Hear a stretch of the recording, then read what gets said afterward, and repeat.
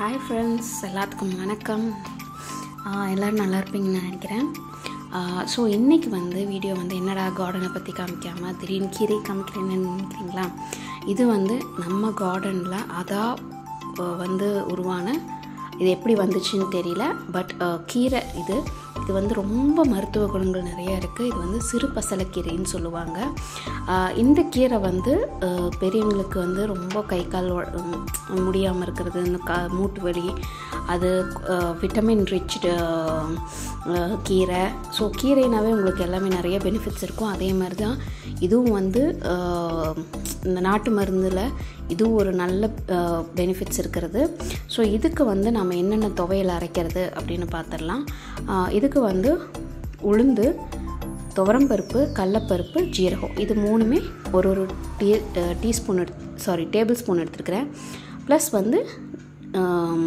புளி ஒரு நெல்லிக்காய் அளவு. அதுக்கப்புறம் பார்த்திங்கன்னா வரமிளகா, ஒரு பச்சை மிளகாய் எடுத்துருக்கிறேன். இது உங்கள் காரத்துக்கு ஏற்ற மாதிரி போட்டுக்கலாம். நாங்கள் கொஞ்சம் காரம் கம்மியாக தான் சேர்த்திக்குவோம். அதுக்கப்புறம் 2 கீத்து தேங்காய் எடுத்துருக்கிறேன். தேங்காய் போட்டு பண்ணுறீங்களும் பண்ணலாம், இல்லைன்னா விட்டுடலாம்.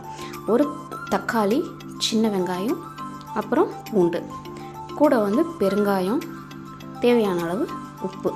இதுதான் நம்ம தேவையான பொருட்களை மொத்தமாக. இப்போ இதை எப்படி வறுக்கிறது அப்படின்னு பார்த்துடலாம். இப்போது உளுந்து போட்டுட்டு கூட எண்ணெய் யூஸ் பண்ணுறேன்னு பார்த்திங்கன்னா நல்லெண்ணெய் செக்கிலாட்ட நல்லெண்ணெய் தான். ஸோ இதுக்கு கொஞ்சம் துவையலுக்கு நல்லெண்ணெய் ஊற்றினா நல்லாயிருக்கும் அப்படின்னு தோணுச்சு, அதனால் நல்லெண்ணெய் ஊற்றிருக்கிறோம். கூட நீங்கள் வெஜிடபிள் ஆயில், கடலெண்ணெய் ஊற்றலாம். பட் நல்லெண்ணெய்னா எனக்கு கொஞ்சம் ஒரு டேஸ்ட் தனி டேஸ்ட்டு, ஒரு ஸ்பெசிஃபையாக கடலெண்ணெய்க்கும் நல்லெண்ணெய்க்கும் நிறையவே டிஃப்ரென்ஸ் இருக்குது. இதுவும் நல்லதுங்கிறதுனால கடலெண்ணெயை விட நல்லெண்ணெய் இன்னும் ரொம்ப நல்லதில்ல. ஸோ அதனால் நாங்கள் ஊற்றிட்டோம். இதுக்கு கொஞ்சம் எச்சாவே ஊற்றினா நல்லா தான் இருக்கும். பிகாஸ் எல்லா பருப்புமே நல்ல ஒரு ப்ரௌன் கலரில் முருகலாக வறுக்கணும்.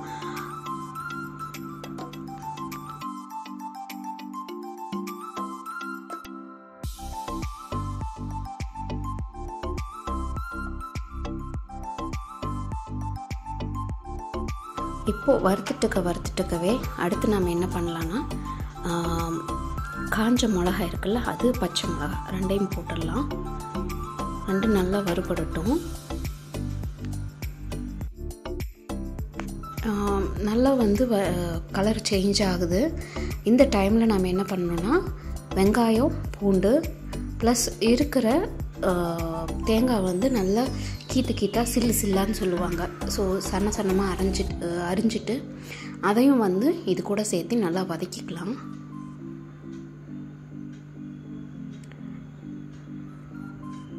இன்னும் கொஞ்சம் உங்களுக்கு எண்ணெய் ரொம்ப ட்ரையாக இருக்குது, இன்னும் கொஞ்சம் எனக்கு நல்லெண்ணெய் ஊற்றணும் அப்படின்னாலும் ஃப்ரெஷ் எண்ணெயில் ஊற்றிக்கலாம். ஏன்னா நாங்கள் ஊற்றினோம்.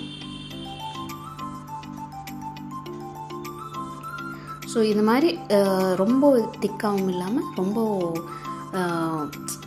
சனமாகவும் இல்லாமல் நடுத்தரமாக கட் பண்ணி போட்டுக்கலாம்.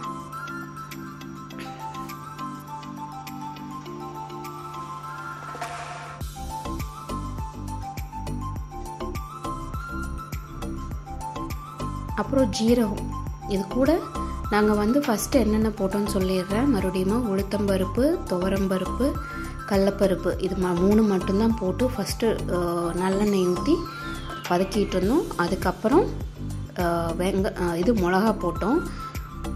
அது கொஞ்சம் நல்லா ப்ரௌன் கலரில் டர்ன் ஆனதுக்கப்புறம் வெங்காயம், பூண்டு, அப்புறம் தேங்காய், அதுக்கப்புறம் ஜீரகம். ஓகேவா? இதான் இப்போ கொஞ்சம் நல்லெண்ணெய் பத்தலைன்னு நல்லெண்ணெய் கொஞ்சம் ஊற்றிக்கிறேன்.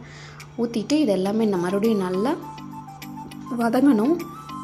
ஏன்னா வெங்காய பூண்டு நல்லா வறுபடணும். வறுனா ரொம்ப இதாக பண்ணிடாதீங்க.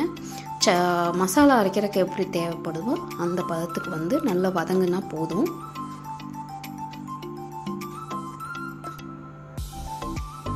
இதை ஃபுல்லாக ட்ரான்ஸ்ஃபர் பண்ணிடலாம். பிகாஸ் கீரை தனியாக தான் நம்ம போட்டு வதக்கி எடுக்க போகிறோம்.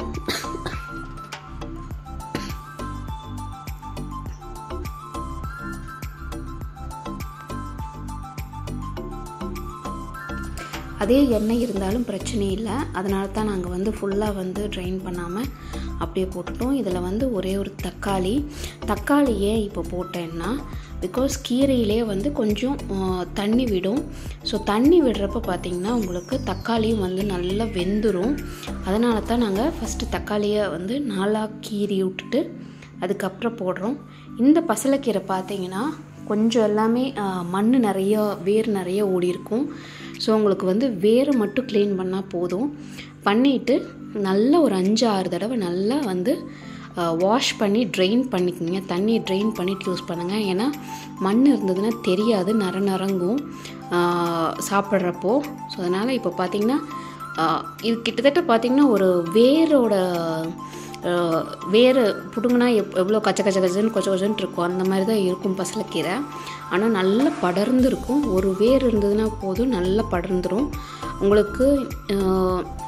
இந்த கீரை வந்து கிடச்சிதுன்னா கண்டிப்பாக வந்து எடுத்துக்கோங்க. இது ரொம்ப மருத்துவ குணங்கள் இதில் ரொம்ப நிறைய இருக்குது. ஸோ இப்போ பார்த்திங்கன்னா தக்காளி வந்து இது கூடயே நல்லா ஜெல்லாகி வெந்துடும். வெந்ததுக்கப்புறம் வந்து டோட்டலாக வந்து நம்ம ஆற வச்சிடலாம். அதுவும் இல்லாமல் இந்த கீரை பார்த்திங்கன்னா உங்களுக்கு எண்ணெய் எவ்வளோ அப்சர்வ் பண்ணுதோ அந்த அளவுக்கு தண்ணி வந்து வெளியில் விடும். ஸோ நல்லா வதங்க உங்களுக்கு தண்ணி நிறைய வெளியில் வரும். அப்போது வந்து அந்த தண்ணியிலே வந்து மறுபடியும் வெந்துகிட்டே தான் இருக்கும்.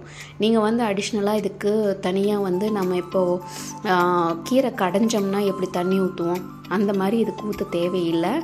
ஸோ இங்கே இதில் வந்து தண்ணி விட்டுட்டே தான் இருக்கும். அதனால் என்ன தண்ணி விடுதேன்ட்டு அதை பற்றி கவலையும் படாதீங்க. அதே இதில் நல்லா தக்காளியும் நல்லா மசிஞ்சு நல்லாவே வரும். இது வந்து கொஞ்ச நேரம் மூடி வச்சுருங்க. மூடி வச்சிட்டிங்கன்னா உங்களுக்கு அந்த ஸ்டீம்லேயே வந்து நல்ல தண்டெல்லாம் நல்லா வெந்துடும். அதுவும் இல்லாமல் வதங்கவே பார்த்திங்கன்னா உங்களுக்கு ஒரு நல்ல மனம் வரும். அந்த கீரையோட நம்ம நார்மல் வந்து பாலக்கீரையோ இல்லை கடையிறக்கீரையில் எப்படி ஒரு மனம் வருது, அதே மாதிரி இந்த கீரைக்குன்னு ஒரு தனியாக ஒரு மனம் இருக்குது. அந்த மனம் வந்து இதில் நல்லாவே தெரியும். ஸோ இப்போ பாருங்கள் தண்ணி விட்டுருக்குது. அதுலேயே தான் நாங்கள் வந்து வதக்கிட்டு அந்த கீரையை வந்து என்ன சொல்கிறது, எவ்வளோக்கு எவ்வளோ வந்து நல்லா சுருங்குதோ அந்தளவுக்கு வந்து பார்த்திங்கன்னா நல்லா சுருங்கும். இப்போ வந்து புளியை போட்டுடலாம்.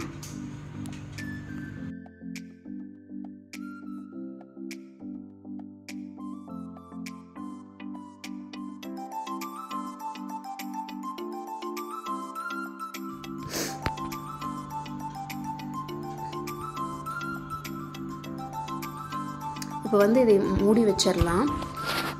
மூடி வச்சிட்டோம்னாவே உங்களுக்கு நல்லா வந்து இந்த ஸ்டீம்லேயே ஒரு ரொம்ப அதிகமாக இல்லைல்ல, ஒரு 5 minutes மூடி வச்சா போதும். நடுவில் வந்து மறுபடியும் எடுத்து ஒரு தடவை நல்லா கிளறி விட்டுட்டு அந்த இது என்ன புளி இதெல்லாம் மறுபடியும் வந்து உங்களுக்கு பெரட்டி கீழே போட்டிங்கன்னா அந்த பாத்திரத்தோட நல்லா சூடு படுறப்போ வந்து அது ஒரு கொஞ்சம் நல்லா ஜெல்லாகும் கீரையோட. ப்ளஸ் வந்து உங்களுக்கு தக்காளியும் வந்து நல்லா மசிச்சு விடுங்க. கொஞ்சம் கெட்டியான கொஞ்சம் நல்ல பழுக்காத தக்காளியாக இருந்ததுன்னா நல்லா கரண்டியில் வச்சு நல்லா கொஞ்சம் அமுத்தி விட்டிங்கன்னா அது இன்னும் நல்லா கொஞ்சம் மசிஞ்சிரும். அதுக்காக தான் நாங்கள் மறுபடியும் இது பண்ணிட்டுருக்கோம். ஏன்னா தக்காளி போட்டது வந்து ரொம்ப கனிவில்லை, மாடரேட்டான தக்காளி, நடுத்த கொஞ்சம் நல்லா ரொம்ப கனியாகவும் ரொம்ப காயாகவும் இல்லாத தக்காளி.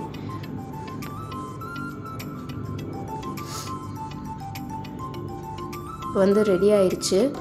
ஸோ இது வந்து அவ்வளோதான். இது நல்லா ஆறட்டும்.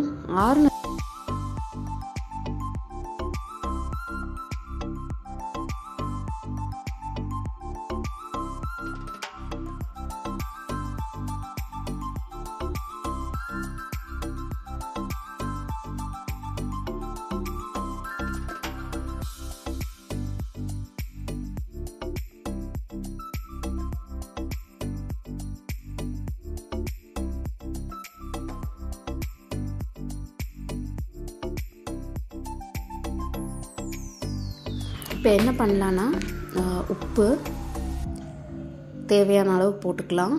ப்ளஸ் வந்து கூட பெருங்காயம், இதையும் கொஞ்சம் அதிகமாகவே நாங்கள் போடுறோம். பெருங்காயம் வந்து ரொம்ப நல்லது தான். அது எவ்வளோக்கு எவ்வளோ போடுறோமோ போட்டுட்டு ஒரு கிளறி விட்டுடலாம். கிளறிட்டு நம்ம அடுப்பை ஆஃப் பண்ணிடலாம். ஓகே, இப்போ இது வந்து ஆறிடுச்சு. ஆறினதுக்கப்புறம் நம்ம வந்து மிக்ஸி ஜாருக்கு மாற்றிடலாம். அடுத்தது பார்த்தீங்கன்னா தண்ணி எவ்வளோ விட்டுருக்குதுன்னு பாருங்கள். ஸோ அதனால் தண்ணி அதிகமாக ஊற்ற தேவையில்லை. இந்த தண்ணியவே வச்சு நம்ம சட்னி துவையில் அரைச்சி எடுத்துடலாம். ஆக்சுவலி என்னென்னா நான் பெரிய ஜாரில் போடாமல் சின்ன ஜாரில் போட்டது தப்பாக போச்சு. அதனால் நாங்கள் பெரிய ஜாருக்கு மாற்றிட்டு கீரையும் அதிலேயே போட்டு கொஞ்சமாக மட்டும் தண்ணி பத்தலினா மட்டும் தண்ணி ஊற்றிட்டு அரைச்சி எடுத்தாச்சு. அவ்வளோதான், நம்ம சிறு பசலைக்கீரை துவையல் ரெடி. இது வந்து சாப்பாட்டுக்கு, தோசைக்கு சட்னியாகவும், இட்லிக்கு வந்து சட்னியாகவும், சாப்பாட்டில் வந்து நல்லா பிசைஞ்சு சாப்பிட்டோம்னா அதோட டேஸ்ட்டு தனி. ஆக்சுவலி நான் இது ஃபஸ்ட்டு டைம் சாப்பிட்றது, இருந்தாலும் எனக்கு ரொம்ப டேஸ்ட் வந்து ரொம்ப பிடிச்சிருந்தது. உங்களுக்கும் இந்த வீடியோ பிடிச்சிக்குன்னு நினைக்கிறேன். பிடிச்சிருந்தால் லைக் பண்ணுங்கள், ஷேர் பண்ணுங்கள், சப்ஸ்கிரைப் பண்ணுங்கள். And keep on supporting me. Thank you. Bye bye.